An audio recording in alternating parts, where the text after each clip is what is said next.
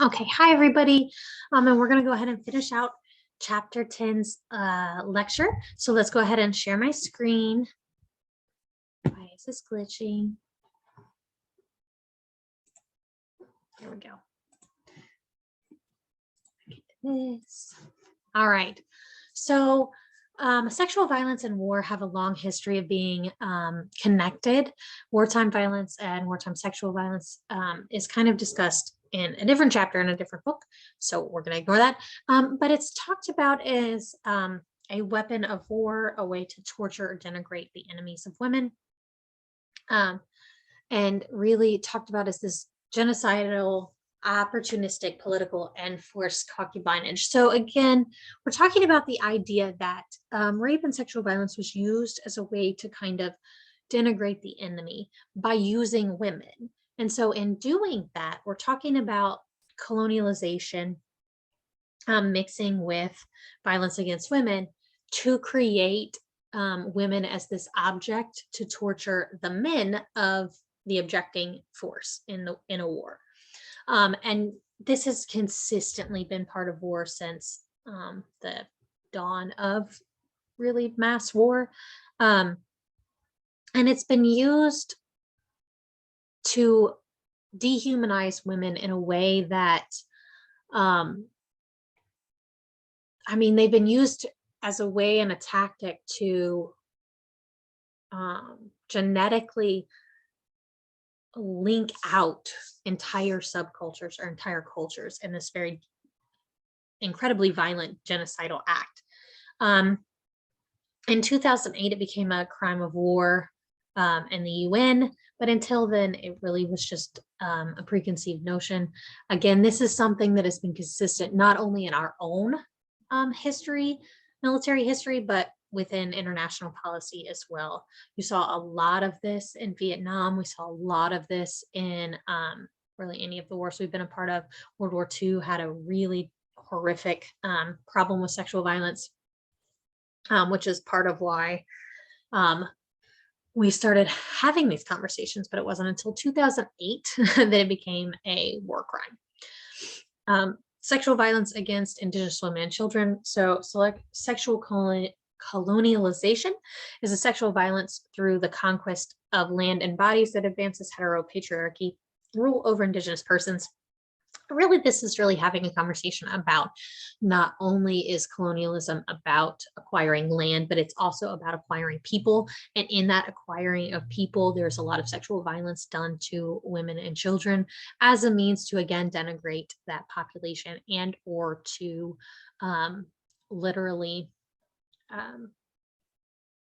foster enough children to genetically annihilate entire cultures.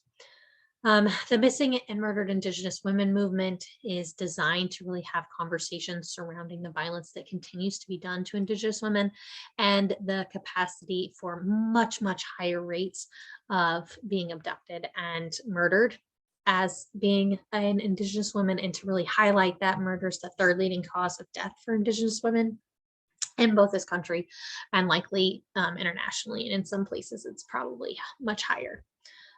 More current news talking about the murdered Indigenous children in US and Canada at the political schools that were derived to isolate and create cultural genocide of language and cultural practices. So those children were essentially taken from homes and moved into US schools where they were not allowed to speak their language or do any kind of cultural religious things. They were taught Christian religions, and they were force-fed American history in ways that were incredibly violent and included torture, sexual violence, and murder. And this current movement is really the archaeological dig and repatriation of the children that were murdered on these in these schools and on that land. So it is something that needs to be talked about, and is something that is incredibly important that is happening currently. So look that up if you haven't heard about it. It is something that also needs more media attention and more people behind pushing for that attention. Child sex abuse, again, we're going to talk about a lot of really hard topics. So if you need to take a break or come back to this, that is okay. Child abuse is a broad term that includes all offenses that involve sexually touching, sexual exploitation, assault, or any other form of sexual contact with children. Molestation describes using a child or describes when a child is forced, coerced, or threatened to engage in any sexual contact. So a really important thing to understand about child sex abuse is that there is a grooming and a familiarity usually with the offender. So it's not something that just randomly happens to strangers. Almost statistically, it is far more likely that that person knows, even cares about their offender, including family members, including close family friends, teachers, coaches, the people that have access to children and have the ability to kind of groom them and talk them into why that's okay to happen. And so there is a lot more chance that that is going to happen to somebody that is close to them. You also see institutionalized child abuse. So when you look at like maybe the issues within the Catholic Church, things like that nature, you're going to see that within specific institutions. So even like the schools we were talking about just a second ago with the Indigenous children, you're going to see situations, any kind of situations where there's a heavy amount of power in specific hands can create situations where violence occurs. Just to put in perspective, there's no evidence that childhood sex abuse determines sexuality in adulthood. So you cannot be like sexual abuse does not negate or create homosexuality despite ridiculous rape myths surrounding that. However, on that note, that does not mean that sexual preferences and or triggers do not cause differences in sexual practices for those when someone has experienced trauma. Incest is the sexual contact that occurs between family members, direct or indirect. So that includes the selling of individuals by their family members, selling the young children into any kind of specific kind of sexual interaction. And pedophilia is someone with specific sexual preference for, interest in, or attraction to children. Again, this is not a recognized sexuality by the LGBTQ plus population and or in any other circumstance. There is the ability to have this kind of attraction to children with and seek psychological counsel in order to not act on that. However, almost always the individuals who engage in this kind of crime and this kind of violence towards children also have these specific attractions and or interest. So it is not generally a crime of convenience. It is generally a crime due to a desire that they want to fulfill. And it is something that is not always fixable. So really just to talk about sex workers, sex work is understood as this race, class, and gendered idea. Most sex workers are women and disproportionately women of color. Sex workers are often women that have been economically underprivileged or lack alternative economic choices. Trans people engage in sex work at a much higher rate than any other group due to social and economic vulnerability. So again, not being able to get jobs or being discriminated against in other jobs can lead to a lack of opportunities. Immigration status can also impact one's likelihood to engage in sex work. Sex workers can find themselves engaging in work due to a number of different factors that are kind of listed here. But reasons to engage in this line are not homogenous. So there's not just one particular rationale for why someone gets into this line of work. Men tend to engage in this line of work less often and for less amounts of time. Sex work is stratified from street workers all the way up to escort services. Sex workers face increased risk of death, rape, sexual assault, physical assault, and PTSD. Primarily, it is men who buy sex, and there are primarily men who control, such as pimps that control the time, place, pay, and it's the most common form of sex work.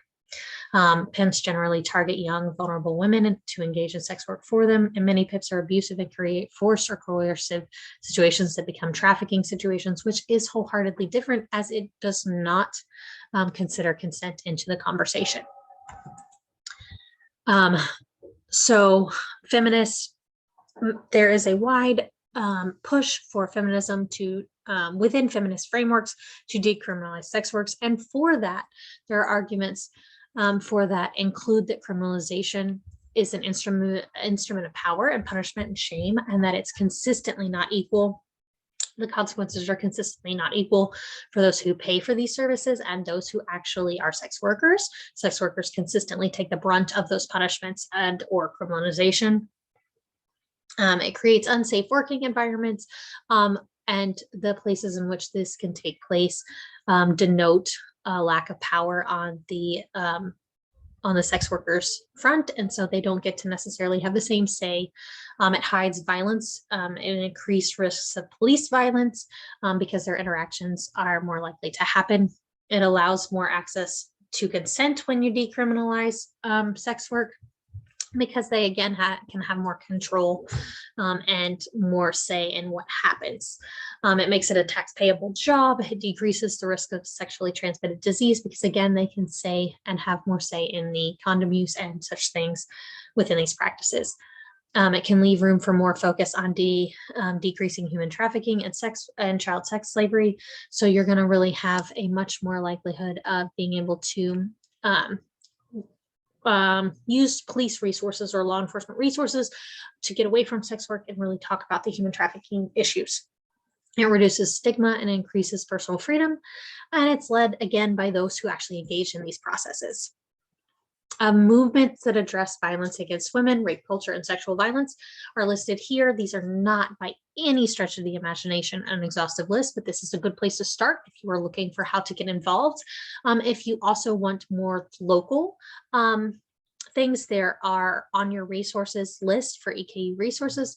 There is several resources on there that are a good place to start if you want to get involved more locally. If you want links to some of the other people who do this, you can look under the AG's office at the Survivors Council. They are a good resource.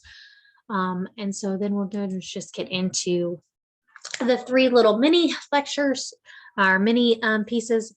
And when we talk about Smith's Beyond a Politics of Inclusion, geez, reading is hard right now, and the anti-violence movement and the reliance on the criminal justice system. So there's a lot of work being done on an anti-violence movement, but within that movement, there are some systemic ideas that create problems for a good portion of those who experience crime. And so there's a good bit of reliance on the criminal justice system, which is not accessible for every population, including multiple marginalized populations within the US. It ignores the colonialistic history of genocide, slavery, and racism that has happened in this country and how those intersect to the violence that continues to happen to people today. It ignores the links between state violence and sexual violence. So that includes how institutions like law enforcement have a specific systemic problem with sexual violence and being sexual violence against specific populations, especially like trans women of color or sex workers and or just women of color in general. So how do we do better? We center the voices of women of colors within this movement. We really give them the capacity to have conversations and create their own pathways and their own ideas for what their survivorship needs to look like or wants to look like. We talk about global anti-colonial human rights frameworks, which is not limited to just political leanings of a specific White House or specific political party.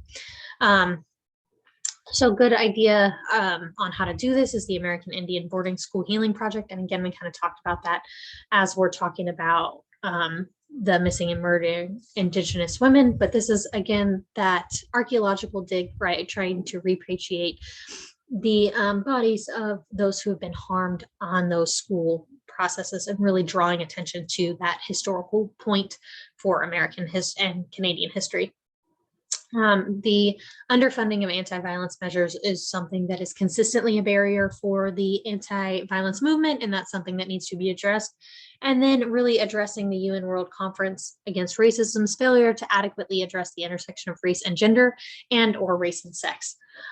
So really having conversations that need to be more intersectional in nature.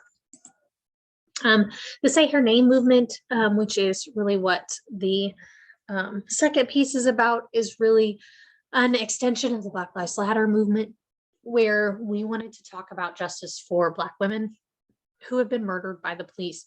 This is also in connection to the Black Trans Life Matter movement that is also discussing, which is also another offshoot of the Black Lives Matter movement, discussing the connection to LGBTQ plus persons, especially trans persons, and violence again happening from the police. This is also not an exhaustive list of those who, either one of these lists are exhaustive lists of those who should be on it. But part of the Say Her Name movement, and something that you probably heard of before, was when with the Breonna Taylor murder in Louisville and its connections to multiple issues within the current AG's office, and the way in which, or lack of which, the prosecution within the police in that matter. So you can look that up if you would like to. It's something very good value and worth looking into. And lastly, we're just going to talk about the Spencer et al. Conversation, really some reasons why people don't report sexual violence. And that comes down to a large number of things that are kind of listed here, but really talking about the fact that this is a personal decision, and it is a very heavy decision, and it's not one that people make lightly. So, and it's not something that somebody else should make for that person. So really like looking over these and thinking about how those situations might decrease somebody's ability to report. So if you have any questions, please reach out. I know this is a hard thing to go over, so take care of yourselves as you're moving through this material. Thanks, everybody.